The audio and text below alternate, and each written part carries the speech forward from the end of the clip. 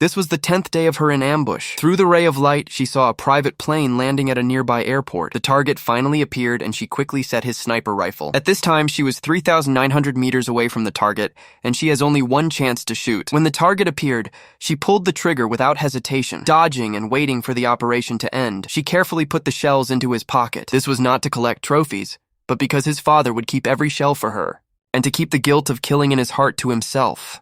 She tells her father that the target was an arms dealer. Killing him was equivalent to saving countless innocent lives. The father suggested his daughter to hide temporarily for a year. Because his father was seriously ill, this farewell became their last farewell. The story turns to another protagonist, the top sniper Levi. 4 years after his retirement, he was suddenly recalled by the army and received an extremely mysterious special mission. Before the mission, Levi met a mysterious senior executive who only asked him 3 questions. How is your physical condition? Are you single? If you die, will anyone miss you? Then Levi was anesthetized and sent to the plane. When he woke up, a soldier came with a tablet to verify his identity and then took away his watch, mobile phone, and passport. Because the edge of the no-fly zone was ahead, the plane could only take him here. After Levi landed, he had to walk 38 kilometers north and reach his destination before 4 p.m. the next day. As a battle-hardened sniper, Levi's record is daunting. Official records show that he has 113 confirmed kills and 81 possible kills, but Levi himself knows that the actual number is far more than that. For such a veteran, whether it is survival in the wild or crossing mountains and ridges, it is just a piece of cake. Soon, Levi arrived at his destination, and in front of him was a bottomless canyon, and the bottom of the valley was shrouded in white clouds. At 4 o'clock, a man who seemed to have been stationed here for a long time greeted him. The British Royal Marine, who called himself Jack, was particularly excited to see the newcomer because he hadn't seen a living person for a whole year. Jack took Levi to visit their base, the West Tower Observation Post. This is a completely self-sufficient outpost equipped with a solar power system, a backup generator, and a rainwater recycling device, and even a small vegetable garden. But what is more eye-catching is the East Tower opposite and the bottomless canyon between the 2 towers. On the surface, the mission seems simple, patrolling along the western edge every day, checking an automatic dense array artillery set up every 600 meters, ensuring sufficient ammunition, and checking guardrails and the so-called big ears. This special device is used to interfere with satellite monitoring and report to superiors every 30 days. That's all. But as Jack tells the story, the unusualness of the mission gradually becomes apparent. This place is actually a relic from the end of World War II, managed by a mysterious alliance, and even successive US and Soviet leaders are unaware of its existence. The most disturbing thing is that their real mission is not to prevent outsiders from entering the canyon, but to ensure that things in the canyon do not run out. As he spoke, Jack threw a device into the canyon. A moment later, a creepy roar came from the bottom of the valley. Jack told Levi that those were hollow people. This strange name was passed down by the predecessors. In the 1940s, 2,400 cavalrymen were ordered to clear them out, but no one survived. Since then, the mission has become a permanent blockade. This may be the door to hell, and they are the guardians of this door. After the task was handed over, Levi sent Jack away. Jack walked 40 kilometers to the edge of the flight zone to wait for rescue. For him, the torment of the year was finally over. When the rescue helicopter flew over, Jack grabbed the rope under the hammer and gradually left the mysterious jungle as the helicopter took off. Jack climbed up along the rope, and when he saw the soldiers who were waiting for him, he was overjoyed. However, at the moment when he revealed his codename, the soldier suddenly pulled the trigger, and a bullet ruthlessly ended Goth's life. Letting his body fall into the abyss, the soldier immediately reported to the higher-ups that the shift was over. The higher-ups inside the change looked into the distance and couldn't help but sigh deeply. In the blink of an eye, a month had passed. Levi patrolled along the western edge, checking the guardrails, confirming the status of the explosives below, and the big ears that blocked satellite signals. During each routine report, the conversation was like communicating with a robot, brief and cold. Even if Levi tried to say a few more words, he was always ruthlessly interrupted by the other party. Until one day, when Levi was picking vegetables in the garden, he suddenly heard a noise coming from the other side. He immediately rushed to the sentry post and carefully observed the other side through the telescope. When he looked at it, he found that a woman appeared on the other side. It was Drasa, who had completed the assassination mission. According to the arrangement of Moscow, she also had to hide here for a year and perform the guard duty at the same time. Late that night, a thunder woke Levi up from his dream. The conditioned reflex he had developed over the years made him alert immediately, and he checked his surroundings with full concentration. When he calmed down, he found that he had just broken a water cup and scratched his right foot. At this moment, he picked up the telescope and looked at the other side, and found that Taylor was not asleep either. According to the orders of his superiors, Levi was forbidden to have any communication with the other side, and he only needed to focus on his mission. But on Drace's birthday, he broke this rule. Suddenly, Drace attracted Levi's attention with gunshots, and the two began to communicate through notes and telescopes, and started a special dialogue across the air. Just as the two were chatting, Drace's expression suddenly changed, and he hurriedly motioned Levi to look down. Levi immediately cheered up and carefully searched for any abnormalities. At first, because it was too high, nothing could be seen clearly, but Drace found a trace of movement through the telescope, as if there was a figure moving. Levi immediately raised his rifle and observed the bottom through the scope. When he looked down, he finally found something abnormal. Something was climbing up. What's even more horrifying is that these creatures actually have human faces. Levi fired back without saying a word, which just detonated the bomb below, and he quickly dodged backwards. Only then did he realize that those crawling creatures were probably the hollow men mentioned by Jack. Drace also reacted quickly, picked up heavy weapons, and fired wildly at the hollow men below. After a round of fierce firepower, the hollow men were temporarily repelled, and the night returned to peace. But at this moment, Drace heard a slight noise from his feet, and an ominous premonition came to his mind. Sure enough, a hollow man had climbed up the sentry post. He had an ugly face and an animal's foot on his head. Drace quickly pulled out his pistol to shot him, but the hollow man who fell down hit the explosives while rolling. Amid the violent explosion, a piece of debris hit Drace. Seeing this, Levi immediately took action, quickly set up a heavy machine gun, and fired fiercely at the hollow men on the opposite bank. The dense rain of bullets not only hit the opposite bank, but also blocked the enemies under his feet. Taylor quickly recovered and fired back with his machine gun. Countless bullets intertwined in the canyon, knocking the climbing hollow men to the ground. At this moment, a hollow man touched the cordon. In a moment, all the Gatling guns around started up, and the firepower was instantly increased to the extreme. Bullets flew through the canyon like raindrops.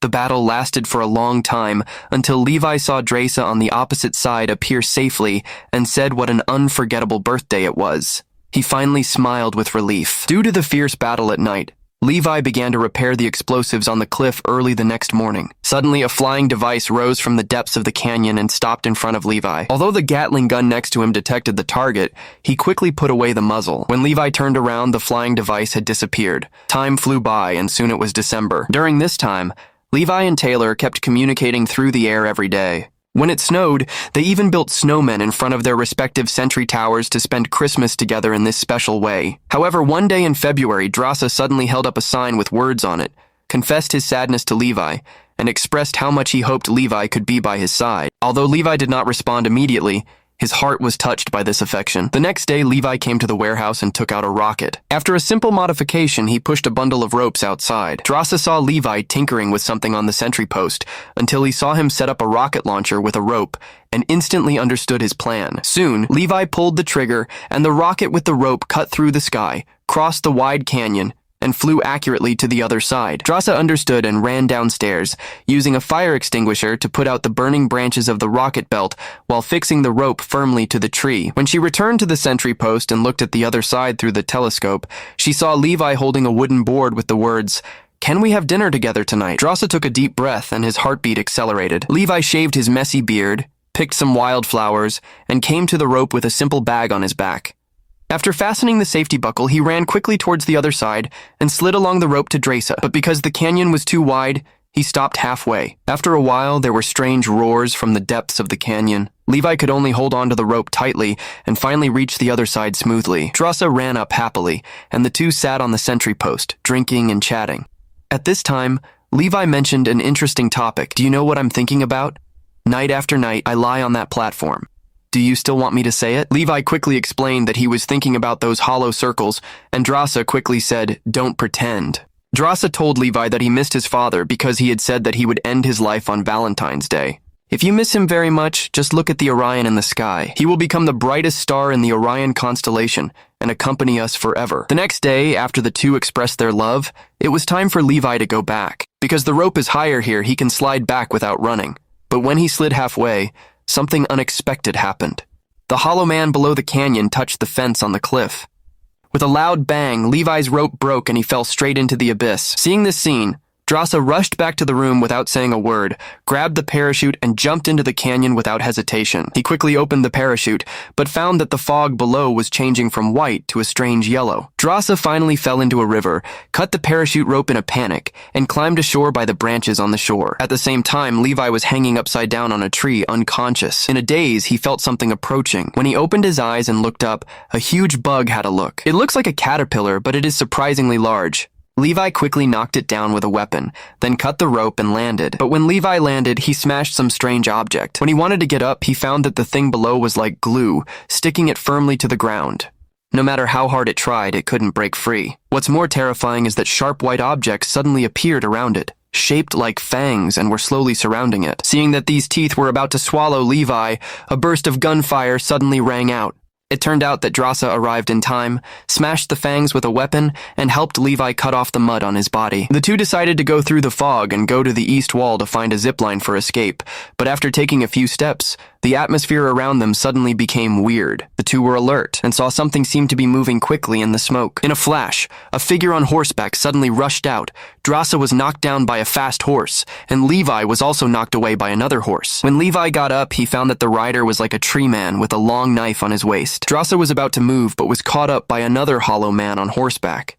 The guy jumped off the horse and threw him to the ground. But Drasa was not easy to mess with. She quickly turned the tables, subdued the hollow man, and ended his life with a rifle. At the same time, another hollow man was entangled with Levi, but Levi seized the opportunity and knocked down the strange hollow horse with a rifle, and then killed the hollow man on the ground. It's a pity that the hollow man with a knife took the opportunity to escape. After the two reunited, looking at these skinny hollow men, Levi joked that they were probably hungry. These hollow men were wearing military uniforms from the 1940s. As Jack said, when a team of 2,500 people was sent to eliminate the hollow men, they were all wiped out. It stands to reason that they should have turned into bones long ago, but their uniforms can still be found here. As they continued to move forward, the scene in front of them was even more horrifying. The trees in the forest had completely changed their shapes and appeared to be human skeletons. Looking around, there were trees twisted by bones everywhere. Their faces were distorted, as if silently telling unimaginable pain. After walking for a distance, they came to a construction area. The ground here was full of cracks, as if it had experienced a violent earthquake. The buildings were covered with terrifying vines, and there were creepy howling sounds all around. For safety reasons, the two quickly hid in a nearby church, but the scene inside the church was even more horrifying. All the benches were placed with the names of human countries and different food from outside. After Levi's inspection, he found that these people had committed suicide by taking poison, which made Levi wonder what kind of horror could make people choose to end their lives. Just as Drasa looked up to check the roof of the church, a spider-like monster suddenly appeared, and then countless monsters composed of human skulls attacked them like a tide. Although both of them are veterans who have been through many battles and seem to be able to deal with each other easily, this is not a solution after all. Drasa made a prompt decision and used explosives to blast a tide line. After running forward for a distance, the two finally reached the canyon wall, but the howling around them became more and more intense. They had to hide in the tunnel of the canyon. After sealing the entrance, they continued to explore inside, but found that the scene inside was even more shocking. There were weird vines everywhere, and various deformed human remains were scattered in the laboratory. Soon, Drasa found a videotape that might reveal the truth of what happened here. They found a generator that could still operate, played the videotape, and the truth finally surfaced. It turned out that in 1946, this was the top-secret base of the Alliance. In the late World War II, in addition to nuclear bombs, the US-Soviet alliance also developed devastating biological missiles. But unfortunately, a few days after, there was a magnitude 8. One earthquake here, which caused serious damage to the facilities, leakage of biological and chemical weapons, and the genes of various organisms in the canyon began to merge. Although people with strong immunity will not be affected for the time being, once infected, they will show symptoms of mutation within 5 days. In order to prevent the spread of poison gas, many people chose to sacrifice themselves, thinking that there would be no major problems within a few hours. The top priority was to find a way to escape as soon as possible. Soon he found computer equipment in another room, which also looked like a product of the late 2000s. After turning on the computer, they discovered a deeper secret. It turned out that a paramilitary organization called Black Fox had taken over here. Instead of choosing to blow up the canyon, they continued to develop biochemical weapons and used drones to collect hybrid drugs in an attempt to create super soldiers. This is the biggest secret here. The two of them were sent to perform the mission, in fact, to guard this terrible secret. Then, Levi opened a document called Stray Dog and found that this was the self-destruction process of the canyon. Once the canyon is exposed, the process will automatically start. The thermal radiation safety area will reach 2 kilometers. The two decided to return to the exit immediately to escape. But before leaving, Levi confided his heart to Drasa. "If we can't escape, I will die without regrets. Because I met you." Taylor responded that our meeting was hard won and we must go all out next. However, when they arrived at the door, they found that the backpack they had put down before was gone. Levi soon realized that these hollow people seemed to have intelligence. When he opened the door, he saw that the backpack was placed in an open space in the distance, but there was no trace of any enemy around. In order to avoid being discovered by the enemy, Drasa threw 2 smoke bombs for cover, but the moment she got the backpack, she was still trapped by the hollow man. Drasa's legs were entangled in a lasso, and a fast horse dragged her to the distance, and Levi immediately chased him. Along the way, Drasa tried desperately to cut the rope, but the opponent's speed was too fast. The hollow man rode on the horse, dragging and looking back. Drasa wanted to shoot with a gun, but he couldn't aim at all because of the violent shaking, and was finally knocked unconscious. Levi followed the trail all the way to the location of the biological weapons pit, and he chased down without hesitation. Fortunately, Drasa was still alive, but he had temporarily lost consciousness. The hollow man walked up to intimidate him, and Drasa suddenly woke up, kicked him, and then fell from a height, which completely angered the hollow man, and he drew out his saber and chopped wildly. Fortunately, Drasa was agile and dodged the fatal attacks again and again, and hit the hollow man's shoulder with a torch. At this moment, Levi arrived, blew up the hollow man's body with 1 shot, and then added another shot to completely cut him off. Drasa, who was still in shock, hugged Levi tightly, and then Levi squatted down to check the clothes of the hollow man, and suddenly found that this was B. Shaw, the first soldier to guard Sita, and the name of the hollow man was given by him. At this time, they were in a missile launch scene, and they could only climb up to get out. After walking for a while, the two saw another horrifying scene. The earthquake caused the biological missile to be damaged and leaked, causing all the creatures nearby to mutate. Here, these creatures seem to be connected by some kind of force, emitting a strange light. Although they have mutated, they can still recognize the outline of humans. They kept making low roars as if they were in great pain. The two carefully crossed the area and were about to reach the stairs, but they accidentally stepped on something. In an instant, the creatures seemed to be awakened. The vine-like tentacles tightly wrapped around Drasa. Levi reacted quickly and cut off the surrounding vines with Bishaw's saber, but seeing more and more mutant creatures approaching, Drasa simply led them into the demon village. The raging fire may bring relief to these former humans. The two finally climbed to the ground and found a warehouse in the distance. After all, this place was a military base. Sure enough, they found a military vehicle from World War II. Levi used his technical skills to send the repaired car. What was even more surprising was that the car was also equipped with a rubber wheel machine for climbing, which could climb up the canyon along the iron rope. After collecting, he drove the car at full speed to the steel cable position. Levi was responsible for hanging the rubber wheel machine, while Drasa was vigilantly paying attention to the movements around him. Seeing the enemy coming, Drasa neutralized them neatly. When the bullets were emptied, the two quickly exchanged positions. Levi took over the cover, and the few scattered hollow men were easily neutralized. Drasa immediately launched a combo, and the car began to climb up along the steel cable, but danger soon approached. More and more hollow men discovered them and climbed frantically from below like ants. Their speed was amazingly fast, and the high altitude barely blocked a few hollow men who climbed up. Fortunately, he caught the position on the car in time, which gave Levi an inspiration. He broke the fuel tank behind the car and let the gasoline flow along the steel cable. After climbing back to the car, he lit a signal stick and threw it down. The flames rose instantly and spread all the way up along the oil and gas, swallowing all the climbing hollow men. The two made a prompt decision and shouted to break the steel cable, and the car fell rapidly. In the violent explosion, they finally got rid of this group of terrible pursuers and escaped from this hellish abyss. After returning to the ground, the two made a major decision to blow up the canyon and then fly away. After a brief farewell, Levi returned to his sentry post and prepared to report to his superiors as usual. But this time, the other party's attitude was obviously different. The senior suddenly began to take the initiative to talk to Levi and asked him if he had ever gone down to the depths of the canyon. Levi calmly replied that he had not. The senior changed his tone and said that he found that the computer system below the canyon was activated. If Levi had not gone down, it must have been done by the people on the opposite sentry post. So the top leaders ordered Levi to execute the man on the other side, and Levi agreed without hesitation. But the top leaders had already seen everything about Levi and Drasa through the computer camera. This conversation further confirmed Levi's betrayal, and the top leaders immediately decided to go to the canyon in person to deal with the two traitors. The next day, Levi and Drasa each began to arrange their actions, installing the shadow line while silently watching each other with a telescope, and the two did not forget to flirt. Suddenly, the roar of a helicopter came from the distance. Levi saw the Black Fox logo on the fuselage and immediately shouted for Drasa to escape. The top leaders led people to the sentry post but found that Levi had disappeared. He immediately sent out well-equipped four-rotor drones to chase and kill the two. These drones are not only highly maneuverable, but also equipped with small Gatling machine guns. In the open area, they are simply the death god of death. Fortunately, Levi's marksmanship is superb. Facing the drone with a cervical spine, he can not only dodge bullets calmly but also accurately strike while rolling. The drone crashed with a shot, and after finding the best position, he shot another with a sniper rifle. There were still two drones chasing Drasa, but her sniper skills were better,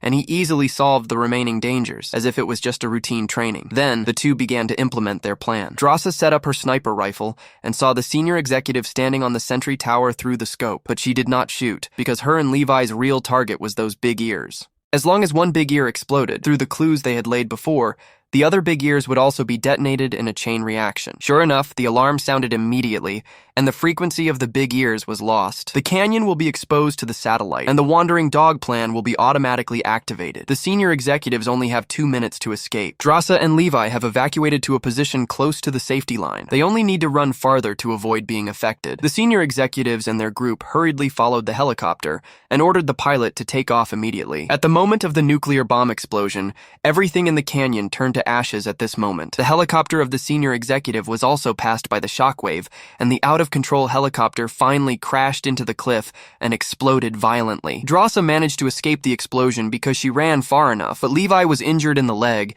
and eventually fell into the water after being hit by the shockwave. The two had agreed that if they both survived, they would meet again in West Island. Drasa waited for a long time but never heard about Levi. Until April, she found a job as a waiter in the local area. One day when she was serving dishes, she was surprised to find that the person sitting opposite her was Levi, whom he had not seen for a long time, and they shared a passionate kiss. If you liked, please subscribe and leave a comment how you liked the video.